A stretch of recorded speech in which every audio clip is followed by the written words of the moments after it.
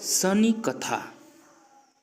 एक समय सभी नवग्रहों सूर्य, चंद्र, मंगल, बुध, बृहस्पति, शुक्र, शनि, राहु और केतु में विवाद छिड़ गया कि इनमें सबसे बड़ा कौन है। सभी आपस में लड़ने लगे और कोई निर्णय न होने पर देवराज इंद्र के पास निर्णय कराने पहुंचे।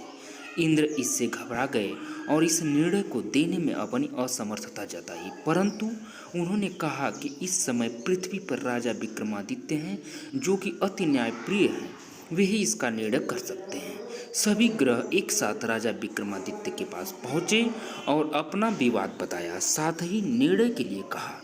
राजा इस समस्या से अति चिंतित हो उठे, क्योंकि वे जानते थे कि जिस किसी को भी छोटा बताया वही कुपित हो उठेगा। तब राजा को एक उपाय सूझा। उन्होंने स्वर्ण, रजत, कांस्य, पीतल, सीसा, रांगा, जस्ता, भ्रक और लौह से 9 सिंहासन बनवाए और उन्हें इसी क्रम से रख दिए। फिर उन सबसे निवेदन किया कि आप सभी अपने अपने सिंहासन पर स्थान ग्रहण करें। जो अंतिम सिंहासन पर बैठेगा वही सबसे छोटा होगा।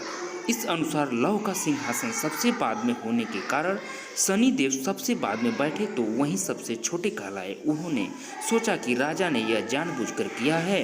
उन्होंने कुपित होकर राजा से कहा, राजा तू मुझे नहीं जानता। सूर्य एक राशि में 1 महीना, चंद्रमा 2.25 महीने 2 दिन, मंगल 1.5 महीना, बृहस्पति 13 महीने व बुध और शुक्र 1-1 महीने विचरण करते हैं, परंतु मैं 2.5 से 7.5 साल तक रहता हूँ। बड़े बड़ों का मैंने विनाश किया है। श्री राम की 7.5 आने पर उन्हें वनवास हो गया। रावण की आने पर उसकी लंका को बंदरों की सेना से परास्त होना पड़ा। अब तुम सावधान रहना। ऐसा कहकर कुपित होते हुए शनिदेव वहाँ से चल गए। अन्य देवता खुशी खुशी चले गए। कुछ समय बाद राजा की 7.5 आई। तब शनिदेव घोड़ों के सौदागर बनकर वहां आए। उनके साथ कई बढ़िया घोड़े थे। राजा ने यह समाचार सुन अपने अश्वपाल को अच्छे घोड़े खरीदने की आज्ञा दी। उसने कई अच्छे घोड़े खरीदे व एक सर्वोत्तम घोड़े को राजा को सवारी हेतु दिया। राजा ज्यों ही उस पर बैठा, वह घोड़ा सरपट वन की ओर भागा। भीषण वन में पहुंच वो अंतर्धान हो गया और राजा भूखा प्यासा भटकता रहा।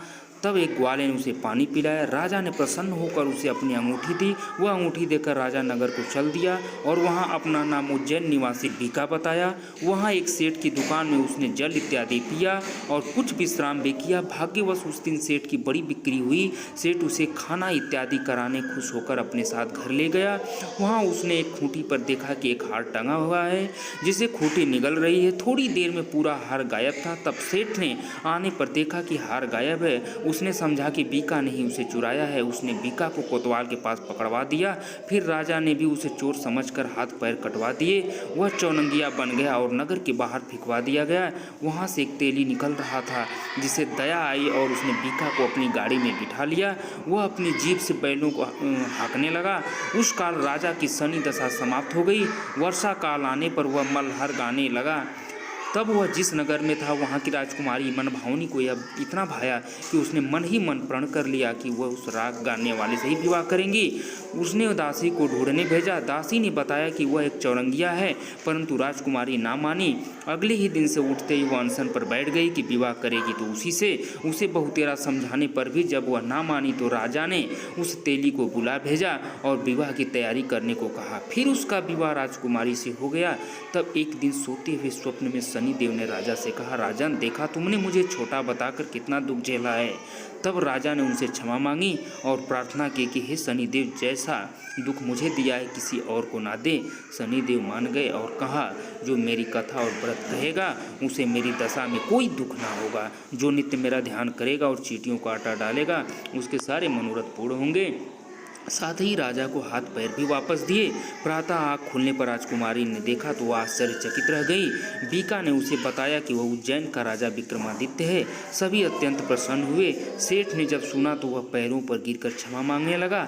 राजा ने कहा कि वह तो शनिदेव का कोप था, इसमें किसी का कोई दोष नहीं है। सेठ ने फिर भी निवेदन किया, मुझे शांति तब ही मिलेगी जब आप मेरे घर चलकर भोजन करेंगे।